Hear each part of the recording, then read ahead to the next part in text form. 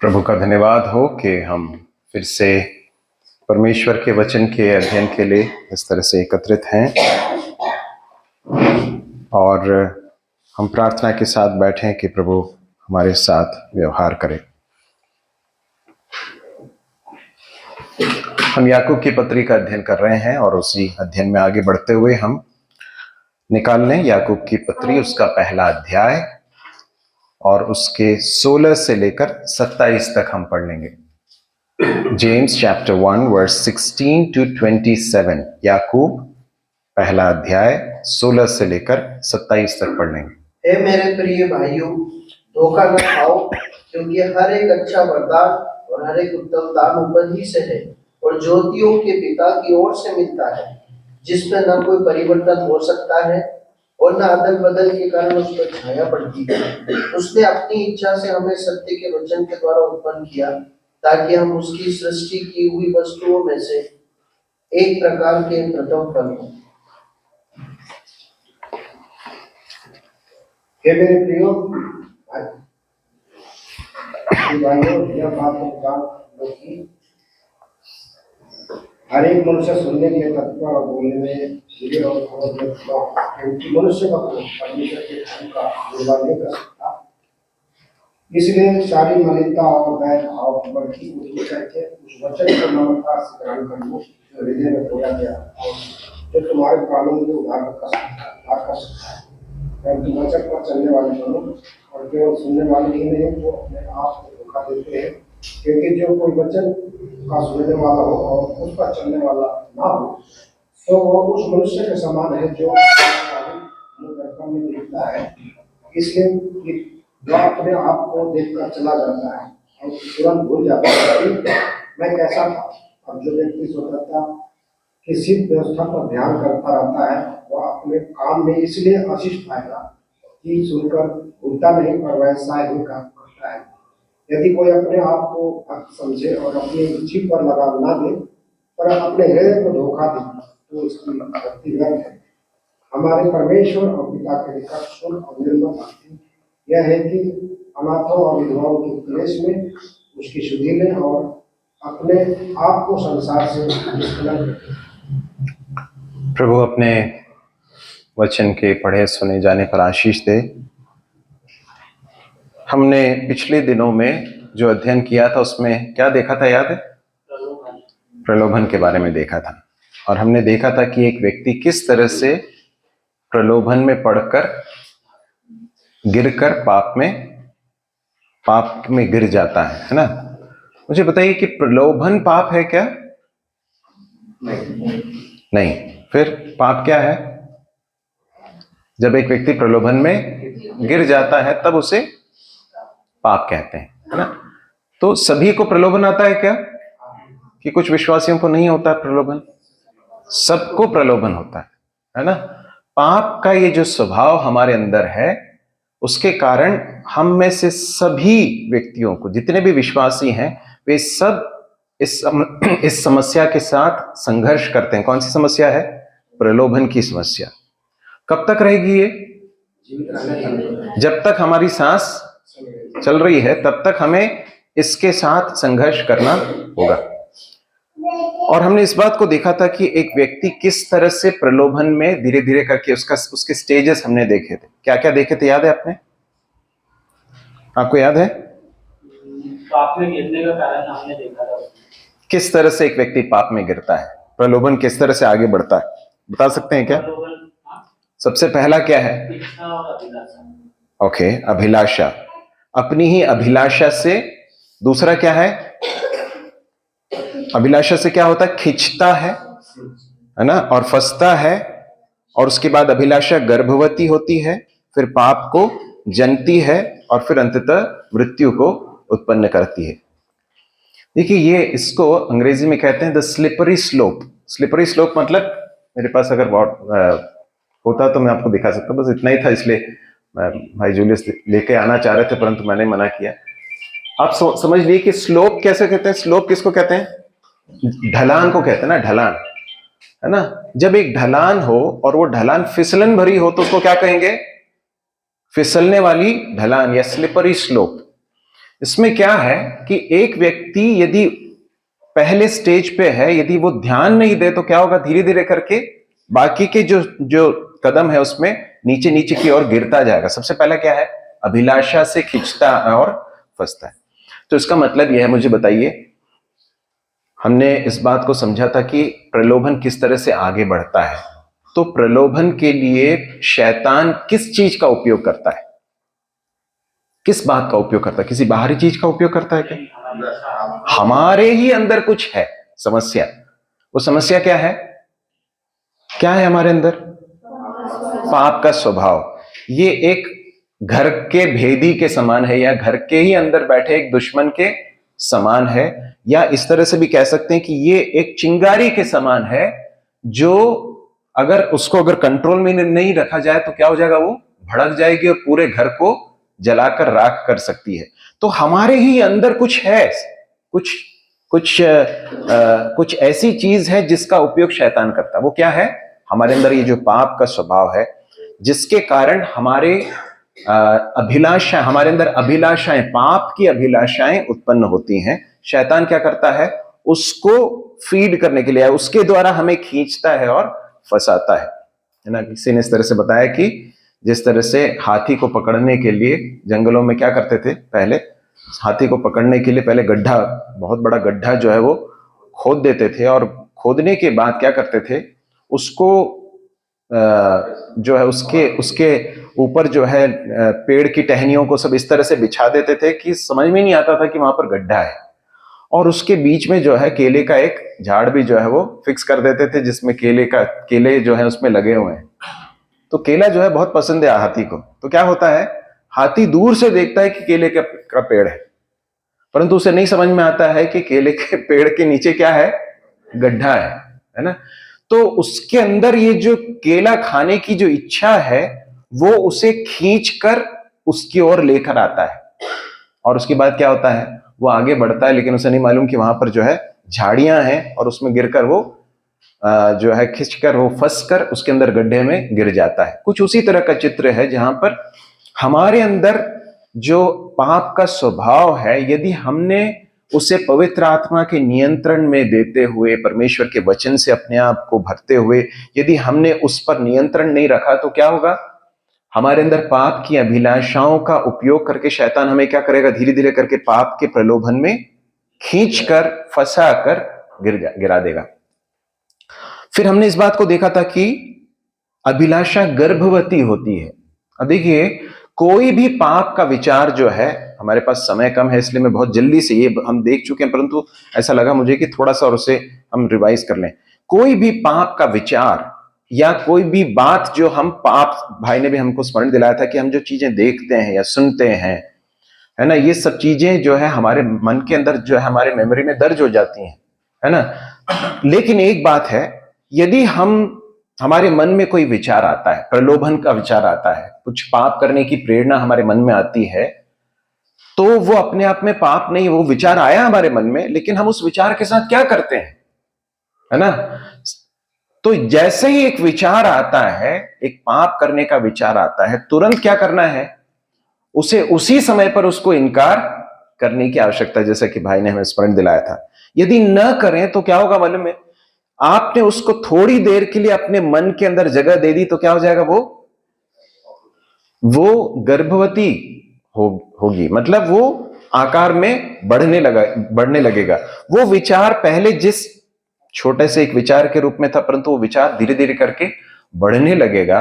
एक समय आएगा कि वो विचार जो है बहुत कंट्रोल से बाहर चला जाएगा, और उसके बाद वो पाप को उत्पन्न करेगा, और उसके बाद वो मृत्यु को जनता, इस बात को हमने देखा था।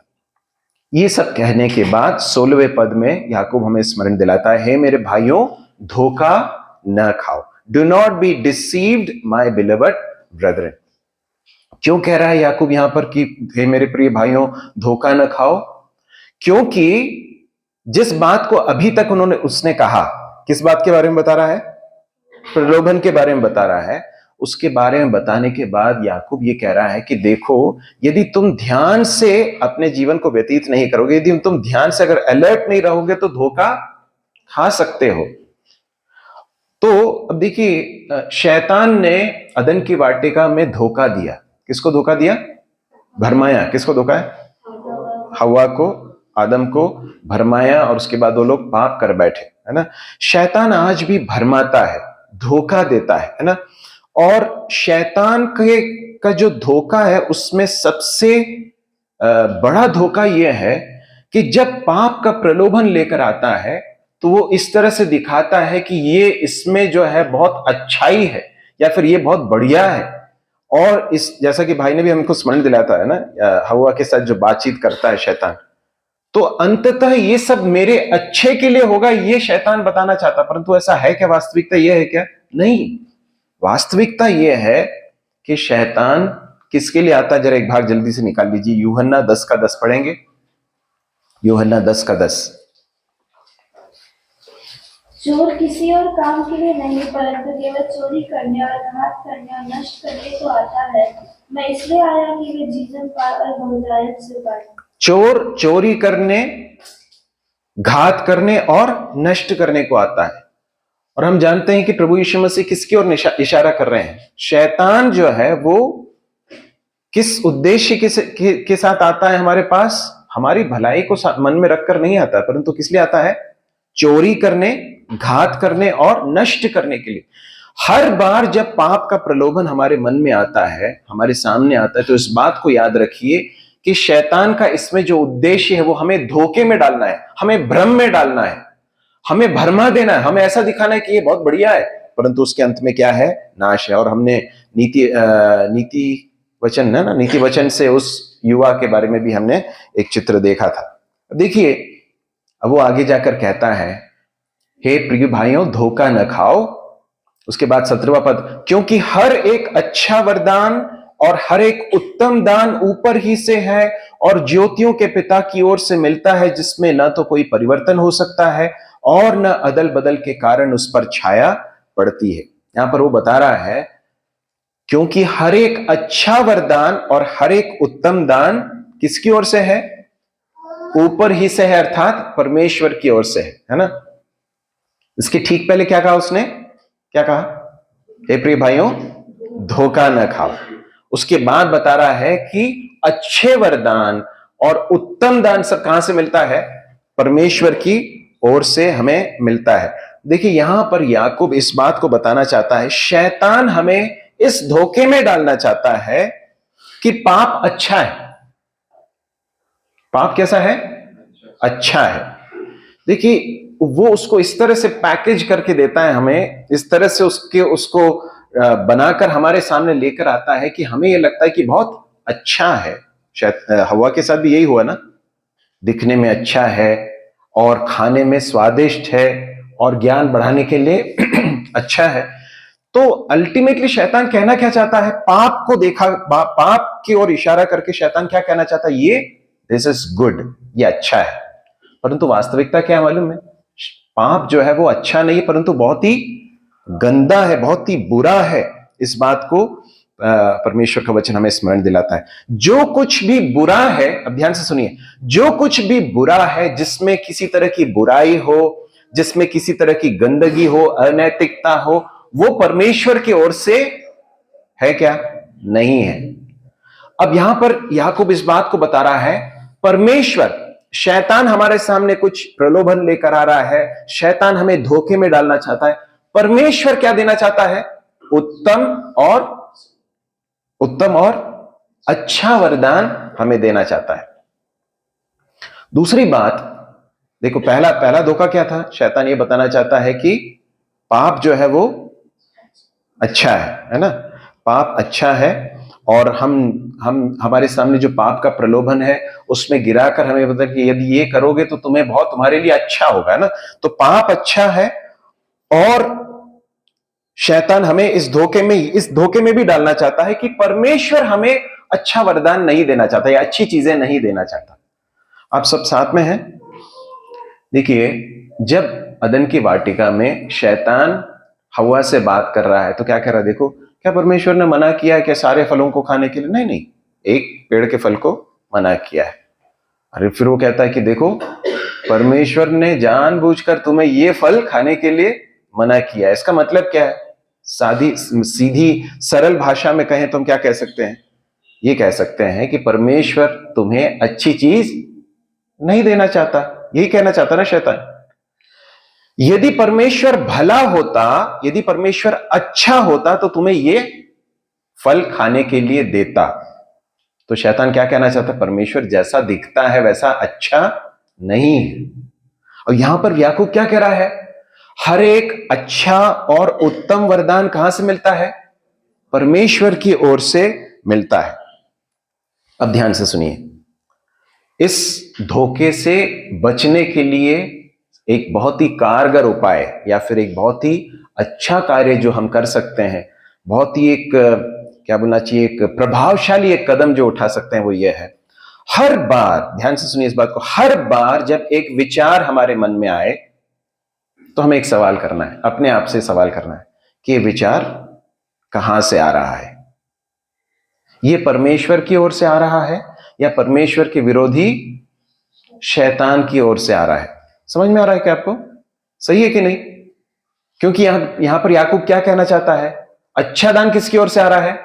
परमेश्वर की ओर से, है ना? और यहां पर शैतान ये कहना चाहता है कि देखो, परमेश्वर तुम्हें अच्छी चीजें नहीं देना चाहता, ये इस धोखे में डालना चाहता। पर शैतान ये भी बोलना चाहता है कि ये पाप अच्छा है, परंतु हम परमेश्वर के वचन के प्रकाश में इस बात पाते हैं कि देखो, यदि प्रलोभन के साथ अगर समझौता करेंगे तो पाप में गिरोगे, और पाप क्या लाएगी? मृत्यु लेकर आएगी। और याकूब इसलिए कहता है कि पाप अच्छा नहीं है, पाप बहुत बुरा है। अब ये कहने के बाद याकूब क्या कह रहा है? ध्यान से सुनिए। याकूब कह रहा है, हर एक उत्तम और अच्छा वरदान परमेश्वर की ओर से है। हर विचार को तौलो, हर बात को, हर भावना को, हर विचार को इस मापदंड से तौल कर देखो कि ये कहां से आ रहा है, इसका ओरिजिन क्या है। यदि परमेश्वर की ओर से नहीं है तो हमें क्या करना है फिर उसके साथ? अनिल भाई, क्या करना है? जैसे एक विचार हमारे मन में आता है और हमें तुरंत हमारे आत्मा में समझ में आता है कि हाँ, ये परमेश्वर की ओर से नहीं है। समझ में आता है क्या? समझ में आता है ना? तो क्या करना है फिर? उसे उसी समय पर उस विचार को क्या कर देना है? काट देना या मना कर देना है ना? मना कर देना, उस विचार को वहीं के वहीं उसका खंडन करना है। भाग जरा जल्दी से पढ़ लीजिए, हम कई बार इसे पढ़ चुके हैं। 2 कुरिन्थियों 10वां अध्याय 5वां पद। 2 कुरिन्थियों 10:5। इसलिए हम कल्पनाओं का और हर एक ऊंची बात का जो खंडन करते हैं और हर एक भावना को कैद करके मसीह के आज्ञाकारी बना देते हैं। हर एक विचार को जो परमेश्वर की पहचान के विरोध में उठती है, हम क्या करते हैं? खंडन करते हैं। खंडन का मतलब क्या है? खंडित कर देने का मतलब क्या है? तोड़ देना, उस विचार की श्रृंखला को वहीं पर तोड़ देना। एक व्यक्ति, ध्यान से सुनिए इस बात को, एक विश्वासी यदि पाप के ऊपर, प्रलोभन के ऊपर विजयी होना चाहता है तो उसे अपने विचारों की श्रृंखला पर को तोड़ना या खंडित करना सीखना होगा। ये एक ऐसा अभ्यास है जो बहुत ही महत्वपूर्ण है। अनेक विश्वासी लोग प्रलोभनों के साथ समझौता इसलिए कर देते हैं क्योंकि उन्होंने अपने विचारों को बेलगाम छोड़ रखा है, कुछ भी सोचने के लिए छोड़ रखा है। जैसे एक विचार आता है मन में, प्रलोभन सबके पास आ सकता है। जैसे ही विचार आता है, तुरंत क्या करना है? ये यदि परमेश्वर की पहचान के विरोध में उठ रहा है, यदि परमेश्वर की ओर से नहीं है, परमेश्वर के विरोध में है, तो मुझे क्या करना है? तुरंत उसका वहीं पर क्या करना है? उसका खंडन करना, उसको तोड़ना है, उसको रिजेक्ट करना है। और हर एक भावना को क्या करना है? मसीह का आज्ञाकारी बनाना। भावना मतलब क्या है? इमोशन। हर भावना को भावनाओं के उद्वेग में या भावनाओं के बहाए जाने से चलाए जाने के लिए हमें परमेश्वर ने नहीं बुलाया है। भावनाएं अच्छी हैं, परंतु यदि हम अपनी भावनाओं के नियंत्रण में अगर अपने जीवन को बिताएंगे तो हम नाश की ओर जा सकते हैं। अनेक लोग भावनाओं के आवेग में आकर पाप के साथ समझौता कर बैठे, थोड़े समय के सुख के लिए अपने भावनाओं के कंट्रोल में दे दिया। यहां पर पौलुस क्या कहता है? हम हर एक भावना को किसका कैद कर देते हैं? मसीह का आज्ञाकारी बना देते, कैद करते हैं, उसको इम्प्रिजन करते हैं, उसको जेल में डाल देते हैं। मानो मैं तुझे मसीह का आज्ञाकारी बना रहा हूं। इस विचार को, इस भावना को, है ना, ये जो है इस बात को बताता है। अब आगे क्या कहता है, हर एक अच्छा वरदान, हर एक उत्तम दान ऊपर ही से है और ज्योतियों के पिता की ओर से मिलता है, जिसमें न तो कोई परिवर्तन हो सकता और न अदल बदल के कारण उस पर छाया पड़ती है। इसका मतलब क्या है, परमेश्वर की ओर से मिल रहा है। और परमेश्वर कैसा है, ज्योतियों का पिता है।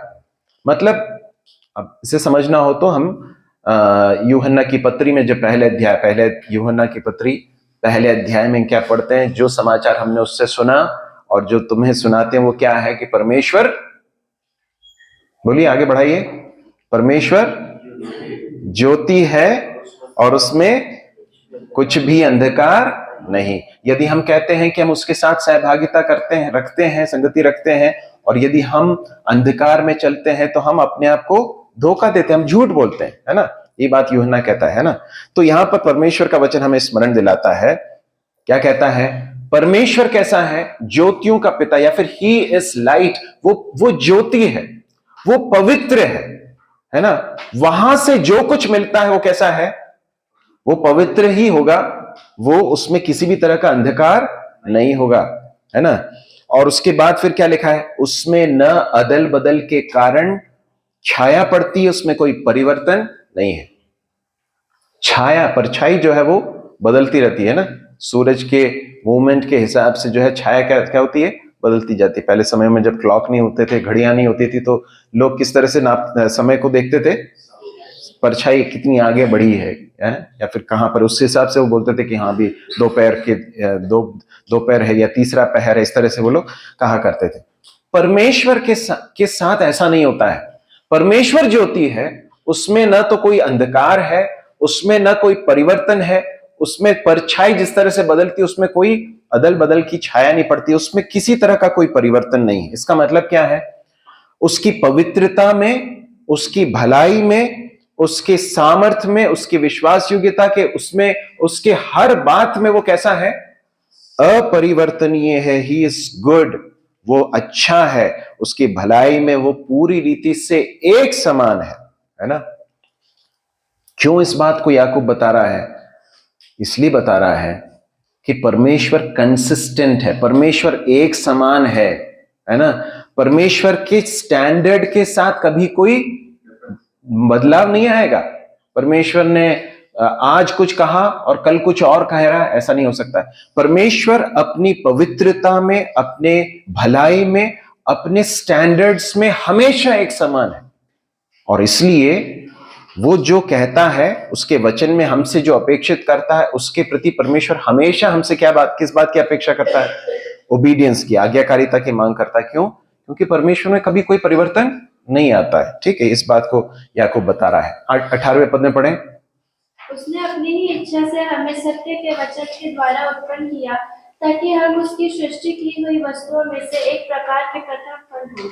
हाँ, अब यहां पर वो कहता है उसने अपनी ही इच्छा से हमें सत्य के वचन के द्वारा उत्पन्न किया। यहां पर याकूब हमें बताता है परमेश्वर ने, जो ज्योति का पिता है, उसने हमारे साथ क्या किया। याकूब विश्वासियों को स्मरण दिला रहा है, तुम जब इन नाना प्रकार की परीक्षाओं में से होकर गुजर रहे हो, जब तुम पाप करने के प्रलोभन का सामना करते हो, तो याद रखो कि जिस परमेश्वर ने, जिस ज्योतियों के पिता परमेश्वर ने तुम्हें बुलाया, वो कैसा परमेश्वर, उसने क्या किया तुम्हारे साथ, उसने अपनी ही इच्छा से सत्य के वचन के द्वारा क्या किया, हमें उत्पन्न किया करके वो कहता है। इसका दूसरा अर्थ यह है, इस तरह से हम समझ सकते हैं कि परमेश्वर ने इस कार्य को किया है।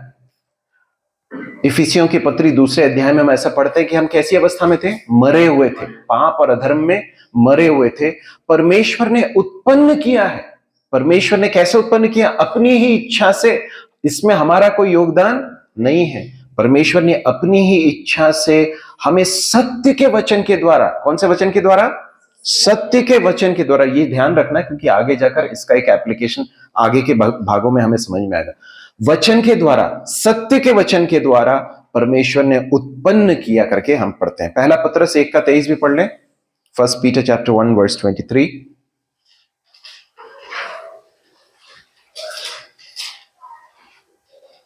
हमारे प्रभु यीशु मसीह के परमेश्वर और पिता का धन्यवाद हो, जिसने यीशु मसीह की रुआत में से जी उठने के द्वारा अपनी बड़ी दया से हमें जीवित आशा के लिए नया जन्म दिया। नया जन्म दिया। परमेश्वर ने हमें नया जन्म दिया। कैसे किया परमेश्वर ने? प्रभु यीशु मसीह के द्वारा किया। अब यहां पर लिखा है उसने हमें उत्पन्न किया करके। अब जानते हैं एक मां जब एक बच्चे को उत्पन्न करती है, उत्पन्न करने में बहुत पीड़ा है ना? बहुत पीड़ा के साथ एक मां बच्चे को जन्म देती है।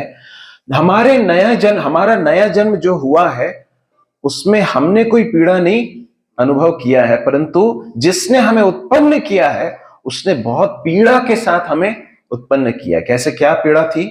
अपने प्रिय पुत्र को उसने कलवरी के क्रूस पर न्यौछावर कर दिया, बलिदान दिया। इतनी बड़ी कीमत चुकाकर हमें उत्पन्न किया है। जब याकूब इन सारी बातों को बता रहा है तो उसका संदर्भ क्या है? जब तुम प्रलोभन के साथ जब तुम संघर्ष करते हो तो याद रखो कि तुम्हें उत्पन्न किया है ना? तुम्हें अपनी ही इच्छा से सत्य के वचन के द्वारा उत्पन्न किया। आगे क्या कहता है? ताकि हम उसकी सृष्टि की हुई वस्तुओं में से एक प्रकार के प्रथम फल हो। First fruits of his creatures, इस तरह से लिखा है। इसके बारे में दो तरह से व्याख्या की जाती है।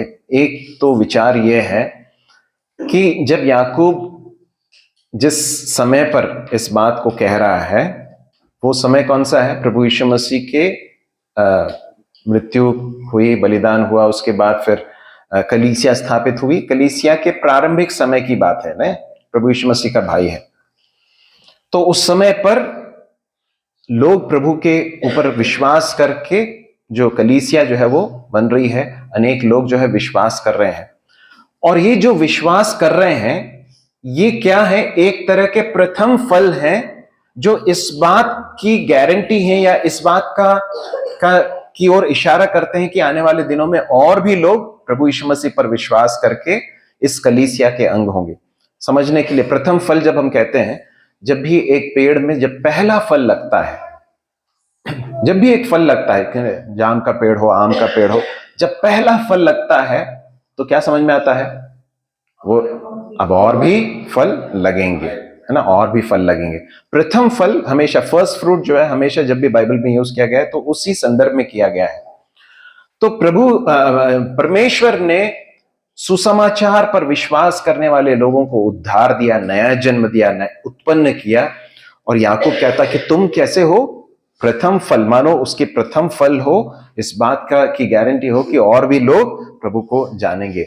ये एक व्याख्या है। दूसरी एक व्याख्या इसके बारे में यह है, वहां पर क्या लिखा है जरा से पढ़ेंगे। हम उसकी सृष्टि की हुई वस्तुओं में से एक प्रकार के प्रथम फल हो। इसे कोई अंग्रेजी में पढ़ लेंगे क्या? Of his own will he brought for us forth by the word of truth, that we should be a kind of first fruit of his creatures. इसकी एक व्याख्या मुझे नहीं मालूम ये सही है कि नहीं, परंतु इस तरह से भी एक व्याख्या की जाती है कि प्रभु यीशु मसीह प्रथम फल है सबसे, है ना? और प्रभु यीशु मसीह के समान जो है हमें परमेश्वर बनाना चाहता है, तो उसकी सृष्टि की भी वस्तुओं में एक प्रकार के प्रथम फल हो। मुझे नहीं मालूम ये सही है कि नहीं, इतना एक्यूरेट मुझे भी नहीं समझ में आता है, परंतु इसलिए कि इस तरह से एक इंटरप्रिटेशन है, मैंने सोचा कि आपको बता दूं। हम आगे बढ़ेंगे 19 से आगे बढ़ें। हे मेरे प्रिय भाइयों, यह बात तुम जानते हो, इसलिए हर एक मनुष्य सुनने के लिए तत्पर और बोलने में धीरा और क्रोध में धीमा हो। आगे पढ़ने। क्योंकि मनुष्य का क्रोध परमेश्वर के धर्म का निर्वाह नहीं कर सकता, इसलिए सारी मलिनता और वैरभाव की बढ़ती को दूर करके उस वचन को नम्रता से ग्रहण कर लो जो हृदय में बोया गया और जो तुम्हारे प्राणों का उद्धार कर सकता है। हाँ, काफी है। यहाँ पर याकूब कहता है, हे मेरे प्रिय भाइयों, यह बात तुम जान लो, हर एक मनुष्य सुनने के लिए तत्पर और बोलने में धीर और क्रोध में धीमा हो। कितनी बातें बताई गई हैं? 3 है। दोहराएंगे, कौन कौन सी हैं? सुनने में तत्पर, बोलने में धीर और क्रोध में धीमा हो, है ना? देखिए यहां पर एक क्रम है और क्रम में कैसे? सबसे पहले क्या कहा गया है, क्या करना है? सुनने के लिए तत्पर होना है। और उसके बाद क्या कहा गया? बोलने में धीर, या फिर जल्दीबाजी मत करो बोलने में, और क्रोध में धीमा। ये सब एक दूसरे के साथ जुड़ी हुई बातें हैं। यदि हम सुनने के लिए तत्पर होंगे तो फिर बोलने में स्वाभाविक रूप से धीर होंगे, या फिर धीरे से बोलेंगे, इतनी जल्दीबाजी नहीं करेंगे। और यदि बोलने में अगर हम जल्दबाजी नहीं करेंगे तो क्रोध में भी हम धीमे रह पाएंगे, है ना। ये एक दूसरे के साथ जुड़ी हुई और एक तरह का क्रम वहां पर हमें देखने को मिलता है। अब देखिए, यहां पर याकूब इस बात को बता रहा है, आगे जाकर वो बताता है, क्योंकि मनुष्य का क्रोध परमेश्वर के धर्म का निर्वाह नहीं कर सकता है। हमारे क्रोध और परमेश्वर के क्रोध में एक बहुत बड़ा अंतर है। क्या अंतर है? परमेश्वर का क्रोध जो है वो पवित्र क्रोध है, उसमें किसी तरह की अशुद्धता या अपवित्रता नहीं, उसमें कोई पाप नहीं है।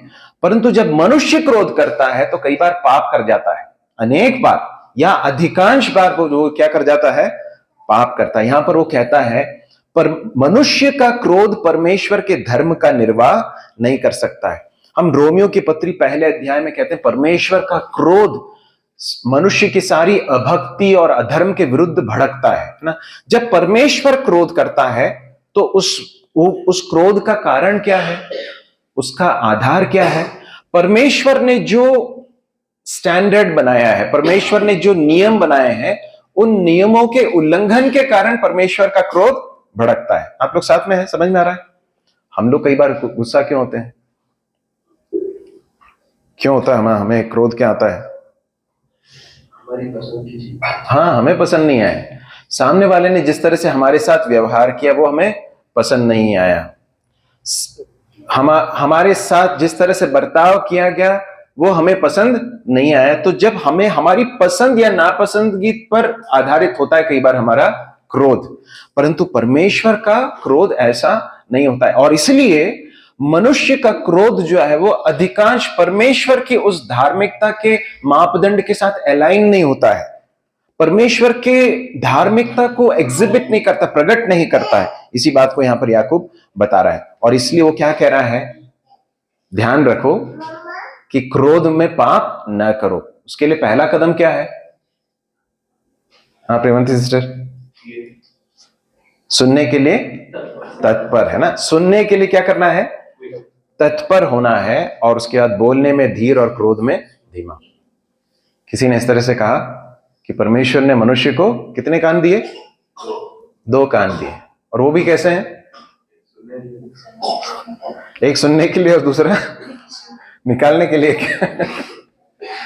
2 कान दिए। कैसे दिए हैं? दोनों सुनने के लिए भी दिए हैं, 2 दिए हैं। और एक और चीज आपने ध्यान दी कि दोनों कान खुले हुए हैं ना, सही है। और हमारी जो जबान है, जीभ है, उसे परमेश्वर ने कितनी जीभ दी है? 1 दी है। और जीभ को भी कैसा रखा है परमेश्वर ने? बंद रखा है। किसके बीच में रखा है? 32 दांतों के बीच में रखा है। और बाहर भी एक और दीवार है, कौन सी? हमारे होंठ जो है ना। तो परमेश्वर ने जो है मनुष्य को ये जो 2 कान दिए हैं, वो क्यों दिए? ताकि मनुष्य ज्यादा सुनने में तत्पर हो और बोलने में। हमारी जीभ को हम किस तरह से उपयोग करते हैं, आगे जाकर वो कहता है, उसके बारे में हम देखेंगे। इसी अध्याय में भी कुछ है और तीसरे अध्याय में जाकर और विस्तार से याकूब उस बात को कहता है। सुनने में तत्पर रहना बहुत जरूरी है। जब एक व्यक्ति सुनने में तत्पर नहीं रहता ना, उसका मतलब क्या मालूम? वो अपने आप में ही भरा हुआ है, अपने आप से ही भरा हुआ, अपने आप में ही गुम है।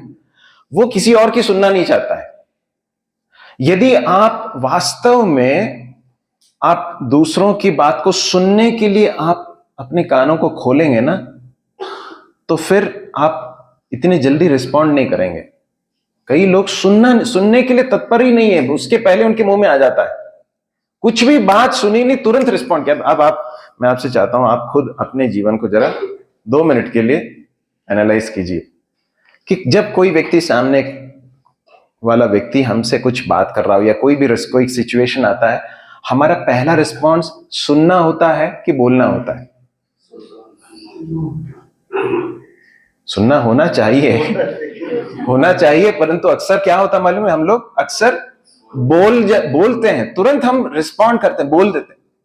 और परमेश्वर का वचन हमें स्मरण दिला रहा है, जब भी कोई हमसे बात कर रहा हो या कोई बात हमारे साथ हो रही हो, सबसे पहला काम क्या करना है? सुनो, ध्यान से सुनो। अनेक बार हम लोग क्रोध में भी इसलिए पड़ जाते हैं क्योंकि हमने सुनने की आदत डाली नहीं है। बहुत जल्दी हम बोल जाते हैं। हमारे बोलने के ऊपर नियंत्रण नहीं रखने का एक कारण क्या है? क्योंकि हमने सुनना नहीं सीखा। तो सुनने में तत्पर, बोलने में धीर और क्रोध में धीमा हो। ठीक है, आगे अब 21वें पद को पढ़ेंगे।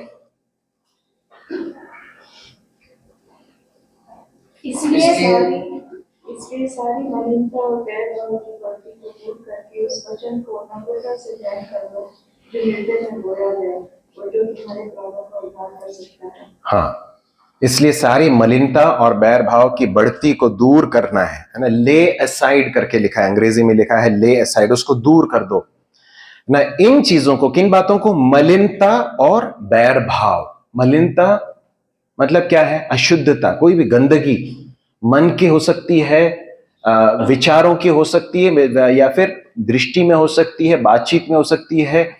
किसी भी तरह की अशुद्धता या मलिनता को क्या करना है? दूर करना है। उसी तरह से दूर करना है जिस तरह से हम, यदि हमारे वस्त्र पर यदि कुछ गंदा अगर लग जाए तो हम क्या करेंगे? तुरंत हम उसको साफ करने की कोशिश करेंगे। ये बहुत ही एक क्रूड एग्जाम्पल है, परंतु इसलिए कि मैं चाहता हूं कि हम इसको याद रखें और इसलिए कि हम समझें कि अशुद्धता को किस तरह से ट्रीट करना है। मैं आपको ये बात आपको बता रहा हूं। कई बार पहले जब बसों में यात्रा करते थे तो क्या हो जाता, बच्चे कई बार जो है पीछे बैठे हैं, आगे साइड में कहीं बैठे हैं, अचानक से बस के अंदर क्या हो जाती थी? उल्टी हो जाती थी। और उल्टी में कई बार जो है वो सामने वाले के आसपास बैठे वाले व्यक्ति के ऊपर उल्टी कर जाते थे। मेरे साथ भी ऐसा हुआ है, किसी बच्चे ने मेरे ऊपर। अब मुझे बताइए कि जब ऐसा हमारे कपड़े के ऊपर या हमारे शरीर पर ऐसा कुछ हो गया, क्या रिस्पॉन्स होगा हमारा? हम कैसे देखेंगे उसको? हम जितने जल्दी हो सके उसको साफ करके उस चीज से अपने आप को शुद्ध करना चाहेंगे। सही है कि नहीं? ये एक पिक्चर अपने मन में रख लीजिए। मलिनता को किस तरह से देखना है? क्या कैसा देखना है? इसी तरह से देखना है जैसा कि किसी व्यक्ति ने हमारे ऊपर गंदगी कर दी हो, या फिर हमारी गंदगी हमारे ऊपर लगी हो। हर प्रकार की मलिनता और बैर भाव की बढ़ती को दूर करो। तो याकूब यहां पर बता रहा है, परीक्षाएं आएंगी, परीक्षाओं के ऊपर विजय पाना है, प्रलोभन आएंगे, प्रलोभनों के ऊपर विजयी होना है। और उसके बाद वो बताता है कि धोखा, शैतान जो है धोखे में रखना चाहता है, उस धोखे से कैसा बचना है। परमेश्वर ने हमें उत्पन्न किया, इस बात को याद रखना है। अपने मुंह से जो कहते हो उस पर नियंत्रण रखना, सुनने में तत्पर रहना है। और उसके बाद कहता है कि सारी मलिनता और बैर भाव की बढ़ती को दूर करना, इन सारी चीजों को अपने आप से दूर करना है। ले असाइड, हर बात जो परमेश्वर की दृष्टि में अशुद्ध है उसको उसी तरह से ट्रीट करो जिस तरह से हम इस तरह हमने जिस बात को देखा था उस तरह से देखते हैं। और उसके बाद क्या करना है? उस वचन को नम्रता से ग्रहण कर लो जो हृदय में बोया गया और जो तुम्हारे प्राणों का उद्धार कर सकता है। दो चीजें हैं, रिजेक्ट या ले aside and receive. Reject and receive, दो बातें हैं। क्या करना है? दूर करो और ग्रहण कर लो। दो शब्द वहां पर कौन कौन से हैं? आप लिख रहे हैं, अपने नोट्स लिख रहे हैं तो आप लिख लीजिए, दूर करना है और ग्रहण करना है। किस चीज को दूर करना है? मलिनता और बैर भाव को दूर करना है। और उसके बाद फिर वचन को नम्रता से ग्रहण कर लेना। इसी तरह का कोई और भाग आपके मन में आता है क्या जहां पर इसी तरह की बात लिखी हुई है? हाँ बिल्कुल सही है आप इब्रानियों नहीं, उसके आगे बढ़िए। अच्छा, क्या लिखा है बताएंगे क्या? वो वैर भाव और पहले पत्रोस हम्म 2 का 1। या बिल्कुल, आपने बिल्कुल सही पकड़ा। अब पढ़ेंगे उसे, पहला पत्रस 2 का 1, जल्दी पढ़ें। प्रकार का भेदभाव और छल और कपट और डाह और बदलाव को दूर करके नए जन्मे हुए बच्चों की नई निर्मल आत्मिक दूध के लायक ताकि उसके द्वारा उद्धार पाने के लिए बरसे हो। देखिए, परमेश्वर के वचन का यदि प्रभाव हमारे अंदर होना है तो कुछ चीजों को हटाना पड़ेगा हमारे अंदर से। क्या हटाना पड़ेगा? क्या लिखा है यहां पर? मलिनता, बैर भाव, ईर्ष्या, इस तरह की सब चीजों को हटाना पड़ेगा। तब परमेश्वर का वचन हमारे हृदय के अंदर जो बोया गया है वो फल लाएगा। क्या लिखा है? फिर से पढ़िए उसे। इसीलिए सभी प्रकार का मलिनता और बैर भाव की बढ़ती को दूर करके उस वचन को नम्रता से ग्रहण कर लो जो हृदय में बोया गया है। वचन जो है बोया गया, इम्प्लांट किया गया है ना? और वो जो तुम्हारे प्राणों का उद्धार कर सकता है। तो क्या करना है? कुछ चीजों को दूर करना है और कुछ को क्या कर, किस चीज को ग्रहण करना है? परमेश्वर के वचन को ग्रहण करना है करके लिखा है। क्या है ये ग्रहण करने का अर्थ? उसके बारे में आगे याकूब बताता है। आगे पढ़ेंगे, 22 से लेकर आगे पढ़िए।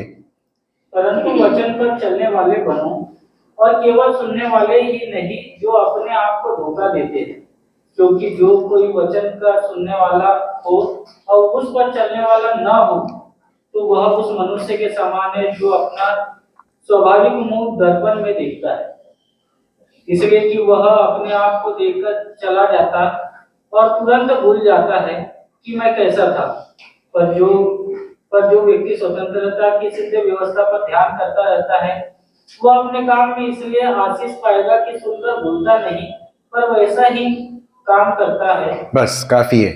यहां पर याकूब बताता है कि वचन को ग्रहण कैसे करना है। कैसे करना है? सबसे पहली बात, वचन पर चलने वाले बनो और केवल सुनने वाले ही नहीं जो अपने आप को धोखा देते हैं।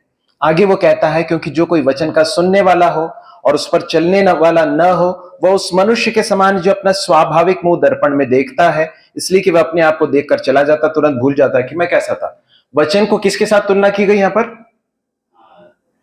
किसके साथ तुलना की गई है? दर्पण। आप सबके घर में दर्पण है ना? कुछ कुछ घरों में बहुत बड़े बड़े दर्पण भी होंगे। क्यों? दर्पण में हम क्या करते हैं? किसी और को देखते हैं क्या? कभी आपने ऐसा देखा है कि आप गए दर्पण में जाकर देखा क्या, और मैं जाकर देख रहा हूं और जूलियस मेरे को सामने दिख रहा है? ऐसा होता है? हो सकता है क्या? ऐसा हो सकता है? यदि मैं दर्पण में देखूंगा तो कौन दिखेगा मुझे? मेरा चेहरा दिखाई देगा या फिर मेरा रूप दिखाई देगा ना। अब यहां पर बताया गया है परमेश्वर के वचन पर चलने वाले बनो, सिर्फ सुनने वाले नहीं। और उसके बाद उसे समझाने के लिए याकूब कहता है कि कौन है वो व्यक्ति। अब वो व्यक्ति जो सुनता है और उस पर नहीं चलता वो किस व्यक्ति के समान है? उस व्यक्ति के समान है जो जाता है दर्पण के सामने जाकर देखता है और फिर भूलकर चला जाता है ना। अब देखिए, सबसे पहली चीज, परमेश्वर का वचन किसके समान है? दर्पण के समान है। ये क्या करता है? दर्पण क्या करता है? आजकल के फोन्स जो है ना, आजकल के फोन्स वो कई बार धोखा देते हैं, है ना। यदि मैं अपने फोन से अपना एक सेल्फी लूंगा तो पूरी संभावना है कि जैसा मैं दिखता हूं वैसा दिखूं, लेकिन यदि भाई अनिल भाई के फोन से अगर मैं लूंगा या फिर कुछ और किसी और के पास भी है क्या? हाँ, कुछ और भाइयों के पास है जो क्या करते हैं, उसको जो है कुछ और कर देते हैं, तो मैं जैसा दिखता हूं वैसा नहीं दिखूंगा। परंतु दर्पण ऐसा नहीं करता है। दर्पण क्या करता है? हम जैसे हैं वैसा दिखाई देता है। परमेश्वर का वचन जो है ना, यदि आप पढ़ेंगे, यदि आप ध्यान से पढ़ेंगे तो आप जैसे हैं एग्जैक्टली वैसा ही वो दिखाएगा। वो कभी कॉम्प्रोमाइज नहीं करेगा। वो कभी ऐसा नहीं करेगा कि आपको जो है आपकी पीठ थपथपा कर कहे कि हाँ तुम बहुत एकदम बढ़िया हो, सही हो। नहीं, यदि कोई जीवन में पाप है, कोई गंदगी है, तो परमेश्वर का वचन दिखाएगा कि देखो ये तुम्हारे जीवन में ये समस्या है। तो परमेश्वर का वचन दर्पण के समान है। पहली बात, हम दर्पण को कितने बार देखते हैं? जितनी बार पॉसिबल हो हम देखते हैं ना। शर्मी ने बहुत अच्छा उत्तर दिया। मैं सोच रहा था कुछ लोग बोलेंगे कि दिन में 1 बार या दिन में 2 बार 3 बार। शलोमी ने कहा जितना हो सके हम देखते हैं। ऐसा क्यों? ऐसा क्यों? कैसे दिखते हैं जानने के लिए। अच्छा, देख के क्या करेंगे? क्या समस्या हो सकती है? कुछ भी अगर सही नहीं है तो उसको हम सही करना चाहते हैं। मैंने कई बार देखा है हमारे कुछ भाई लोग जो आते हैं और उसके बाद जो है वो हॉल के अंदर प्रवेश करने से पहले जो है वो जाके किसी गाड़ी के मिरर में जाके फिर जो है बाल वाल सही करते हैं। मैं नहीं कर सकता क्योंकि मेरे बाल ही नहीं है। खैर, तो हम सब जो है जितने बार हो सके हम क्या करते हैं? दर्पण को देखते हैं। दर्पण को देखने का सबसे बड़ा उद्देश्य क्या मालूम है? हम अपने आप को देखना चाहते, अपने आप को देखना चाहते हैं। मेरे प्रिय भाइयों बहनों, परमेश्वर के वचन को पढ़िए और परमेश्वर के वचन को इस तरह से पढ़िए कि प्रभु आप मुझे दिखाइए कि मेरी स्थिति क्या है, मेरा कंडीशन क्या है, मेरी अवस्था क्या है। यदि हम सिर्फ खाना पूर्ति के लिए, औपचारिकता के लिए पढ़ते हैं, यदि सिर्फ इसलिए पढ़ते हैं कि हमें प्लान फॉलो करना है, यदि सिर्फ इसलिए पढ़ते हैं कि हम नहीं पढ़ेंगे तो जो है घर वाले क्या बोलेंगे, मम्मी पापा क्या बोलेंगे, या कलीसिया के दूसरे भाई लोग क्या बोलेंगे, तो फिर कोई उससे फायदा नहीं होगा। परमेश्वर के वचन को इसलिए पढ़िए क्योंकि परमेश्वर का वचन मुझे मेरी अवस्था को दिखाएगा। तो परमेश्वर का वचन दर्पण के समान है। दूसरी बात यह है, हमें उस वचन को नियमित रूप से जितना हो सके, जैसा शलोमी ने बोला, जितना हो सके, जितने बार हो सके हमें परमेश्वर के वचन को एक दर्पण के रूप में पढ़ना चाहिए। तीसरी बात, परमेश्वर का वचन इसलिए नहीं है कि हम पढ़कर भूल जाएं, परंतु इसलिए है ताकि परमेश्वर का वचन मेरे जीवन के बारे में जो बातें दिखा रहा है उसके बारे में मैं कुछ कदम उठा सकूं, कुछ स्टेप्स ले सकूं। आगे क्या लिखा है? 25वां पद पढ़ेंगे। और जो व्यक्ति स्वतंत्रता की सिद्ध व्यवस्था पर ध्यान करता रहता है वह अपने काम में इसलिए आशीष पाएगा कि सुनकर भूलता नहीं पर वैसे ही काम करता है। परंतु जो व्यक्ति स्वतंत्रता की सिद्ध व्यवस्था, परमेश्वर के वचन को किस तरह से यहां पर बताया गया है एंथन? स्वतंत्रता की सिद्ध व्यवस्था, मतलब ये परमेश्वर का वचन है, परमेश्वर की व्यवस्था है। और वो कैसी है? वो कैसा है? वो सिद्ध है। सिद्ध मतलब सबसे, उसमें कोई किसी तरीके का कोई खोट नहीं है। और स्वतंत्रता की सिद्ध व्यवस्था क्यों बताया गया है? हम अगर परमेश्वर का वचन दर्पण है बताया गया है, अब याकूब कहता है कि वो स्वतंत्रता की सिद्ध व्यवस्था, इसका मतलब क्या है? यदि हम पढ़ेंगे और अगर सही रीति से पढ़ेंगे, अपने जीवन में लागू करेंगे तो क्या होगा? स्वतंत्र होंगे। किस बात से स्वतंत्र होंगे? हर एक अशुद्धता से, मलिनता से, वैर भाव से, हर प्रकार के पाप से, है ना, हर प्रकार की उस बात से जो परमेश्वर को नहीं भाती है, हम क्या पाएंगे? स्वतंत्रता पाएंगे। ये स्वतंत्रता की सिद्ध इच्छा है। यदि आप किसी पाप की आदत के साथ संघर्ष कर रहे हैं, उससे छूट नहीं पा रहे हैं, बार बार उसमें गिरते जा रहे हैं, तो मेरे प्रिय भाई बहन बच्चों, मैं आपको स्मरण दिलाना चाहता हूं, परमेश्वर के वचन को आप ध्यान से पढ़िए, उस पर मनन कीजिए। ये आपको आजादी देगा, स्वतंत्रता देगा। स्वतंत्रता की सिद्ध इच्छा है करके लिखा है। और उसको कैसे पढ़ना है? क्या लिखा है वहां पर? जो व्यक्ति, हाँ पढ़ेंगे, बच्चों में से कोई पढ़ेंगे क्या? इसलिए, परंतु जो व्यक्ति स्वतंत्रता की सिद्ध व्यवस्था पर क्या करता है? ध्यान करता रहता है। अंग्रेजी में इस तरह से लिखा है, हु लुक्स इंटेंटली। दर्पण में हम देखते हैं तो कई बार ऐसा होता है कि हम ऐसे देख के चले जाते हैं, लेकिन जब हम सच में कुछ सीरियसली कुछ तैयार हो रहे हो तो कैसे देखेंगे? फिर हम ऐसा करके देखेंगे ना, ऐसा सब करके देखते हैं नहीं देखते? इसका मतलब क्या है? बहुत ध्यान से देख रहे हैं। ये है वहां पर जो चित्र खींचा गया हमारे लिए। क्या कह रहा है? स्वतंत्रता की इच्छा पर ध्यान करता रहता है। अंग्रेजी में जो शब्द है वो है लुक्स इंटेंटली, बहुत ध्यान से देखता है। मेरे प्रिय भाइयों बहनों, परमेश्वर के वचन को आप कैसे पढ़ते हैं? क्या आप ऐसे ही ऊपरी तौर पर, सतही तौर पर जस्ट पढ़ के चले जाते हैं क्या? कि आप इस तरह से पढ़ते हैं कि प्रभु मैं बहुत ध्यान से देखना चाहता हूं, क्या लिखा है, आप क्या इसमें से मुझे सिखाना चाहते हैं? ध्यान करता रहता एक प्रेजेंट कंटिन्यूस टेंस है, जिसमें एक व्यक्ति परमेश्वर के वचन पर रात दिन ध्यान करता है। एक और भाग बताएंगे क्या इसी तरह का? भजन 1 धन्य है वो व्यक्ति पुरुष जो, धन्य है वो पुरुष जो, उससे पहले क्या है? जो दुष्टों की युक्ति पर नहीं चलता, ना पापियों की मंडली में बैठता है, और ना,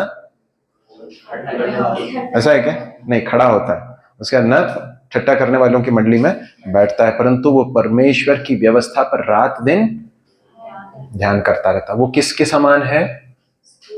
उस पेड़ के समान है जो बहती हुई नालियों के समान लगाया गया हो, जो अपने ऋतु में फलता है, जिसके पत्ते कभी मुरझाते नहीं। वो जो काम करता है उसमें क्या होता है? सफल होता है, विजयी होता है। और यहां पर याकूब हमें स्मरण दिला रहा है परमेश्वर की स्वतंत्रता की सिद्ध व्यवस्था पर जो रात दिन ध्यान करता रहता है। आगे क्या लिखा है? वह अपने काम में इसलिए आशीष पाएगा कि सुनकर भूलता नहीं, पर वैसा ही काम करता है। Be doers of the word of God. परमेश्वर के वचन के अनुसार चलने वाले बनो, सिर्फ सुनने वाले नहीं। अनेक बार हम अपने आप को धोखा देते हैं। कैसे धोखा देते हैं मालूम है? हम ये सोचते हैं कि हमने सुना तो हमने कर लिया। सुनने का मतलब करना है क्या? अच्छा, मैं एक दूसरा चीज पूछना चाहता हूं। सिखाने का अर्थ करना है क्या? वो भी नहीं है। इसलिए जो सिखाते हैं उन्हें भी करना है। और यहां परमेश्वर का वचन ये स्मरण दिला, तुम में से अधिक ज्यादा लोग उपदेशक ना बने, क्योंकि ज्यादा दुगने दंड के भागी होंगे। इसका मतलब क्या है? जो सिखाते हैं उनसे परमेश्वर और अधिक अकाउंटेबिलिटी की मांग करता है। क्यों? क्योंकि जो बताया जा रहा है वो अंततः उसका उद्देश्य क्या है? मानना है। वचन को पढ़िए और उसे मानिए। परमेश्वर का वचन बताता है कि वो इसलिए सफल होगा, आशीष पाएगा कि सुनकर भूलता नहीं, पर वैसा ही काम करता है। 26 और 27 पढ़कर हम समाप्त करेंगे। यदि कोई अपने आप को भक्त समझे और अपनी जीभ पर लगाम न दे, पर अपने हृदय को धोखा दे, तो उसकी भक्ति व्यर्थ है। हमारे परमेश्वर और पिता के निकट शुद्ध और निर्मल भक्ति यह है कि अनाथों और विधवाओं के क्लेश में उनकी सुधि लें और अपने आप को संसार से निष्कलंक रखें। पहली बात, सच्ची भक्ति क्या है? सच्ची भक्ति जो है वो क्या है? यहां पर लिखा है, यदि कोई अपने आप को भक्त समझता है, अपनी जीभ पर लगाम न दे। अब यहां पर फिर से जीभ के बारे में बताया। इससे पहले बताया था कि सुनने में तत्पर हो, बोलने में धीर हो, और उसके बाद जो है यहां पर कहा गया है कि यदि कोई अपने आप को भक्त समझे और अपनी जीभ पर लगाम न दे, तो उसकी भक्ति कैसी है? व्यर्थ है। मतलब उसकी भक्ति का कोई अर्थ नहीं है। परमेश्वर की दृष्टि में उसकी भक्ति का कोई मूल्य नहीं है। अब ध्यान से सुनिए। परमेश्वर की भक्ति या गॉडलीनेस, आज की हमारी सरल भाषा में कहें तो आत्मिक व्यक्ति, एक आत्मिक व्यक्ति का लक्षण क्या बताइए इस पद के अनुसार? पीछे बैठे लोग भी बता सकते हैं जिन्होंने अभी तक नहीं बताया। एक आत्मिक व्यक्ति का लक्षण क्या है जी? जो जीभ पर लगाम जिसने लगाना सीखा है। इसका मतलब यह है, इसका रेट्रोस्पेक्ट क्या है? इसका अर्थ यह है कि जो अपनी जीभ पर लगाम नहीं लगाता है, जो अनकंट्रोल्ड तरीके से बात करता है, वो आत्मिक व्यक्ति है क्या? वो आत्मिकता का लक्षण है क्या? ये बहुत एक स्ट्रांग वर्ड है ना, इसलिए हम सबको बहुत ध्यान से समझने की जरूरत है। आत्मिकता या भक्ति जो है जानकारी में नहीं है, परंतु इसमें है कि हम अपनी जबान को, जीभ को किस तरह से नियंत्रण में रखते। कुछ भी बोल रहे ना, नहीं। हम जब एक दूसरे के साथ व्यवहार करते हैं, बात करते हैं, आप अपनी जीभ को जो है लापरवाही से उपयोग मत कीजिए, क्योंकि आपको इसके लिए परमेश्वर के सामने एक दिन जवाब देना होगा। हर एक लापरवाही से कहे गए शब्द के लिए प्रभु के सामने हमें क्या देना होगा? We will have to give an account for every careless word. इसको हल्के से मत लीजिए। यहां पर याकूब क्या था? देखिए याकूब कौन है मालूम है? प्रभु यीशु मसीह का हाफ ब्रदर है ना। प्रभु यीशु मसीह के एक ही परिवार में थे। प्रभु यीशु मसीह को बहुत करीब से उसने देखा। प्रभु यीशु मसीह का बड़ा प्रभाव इसके ऊपर पड़ा है, और इसलिए याकूब जिस तरह से बात करता है उसमें प्रभु यीशु मसीह के वार्तालाप की शैली का भी बहुत बड़ा एक असर दिखाई देता है। क्या कहता है कि इस तरह की भक्ति का कोई अर्थ नहीं है। परमेश्वर पिता के निकट शुद्ध और निर्मल भक्ति क्या है? अनाथों और विधवाओं के क्लेश में उनकी सुधि लेना, फिर जो तकलीफ में है ना, जो इस तरह की अवस्थाओं में है, उनकी सुधि लेने। और दूसरी बात क्या है? अपने आप को संसार से निष्कलंक रखने, अपने आप को संसार से अनस्पॉटेड रखने के लिए। यह है सच्ची भक्ति। प्रभु हमारी सहायता करे। याकूब की पत्री बहुत मायनों में नीति वचन के पुस्तक के समान है, जिसमें बहुत एक के बाद एक जो है, जो मोती जो है वो पिरोकर रखे हैं। बहुत प्रैक्टिकल चीजें हैं, परंतु ये सब पढ़ने के बाद, सिखाने के बाद, सुनने के बाद हम जैसे आए थे वैसे ही चले गए, भूल गए, तो कोई फायदा होगा क्या? नहीं। जैसे हमें अपने जीवन में लागू करना है, तभी हमारे जीवन में हम सच्ची स्वतंत्रता को और परमेश्वर की आशीष को हम अनुभव कर पाएंगे। प्रभु ऐसा करने के लिए हमारी सहायता करे। कोई भी भाई प्रार्थना करके समाप्त करें।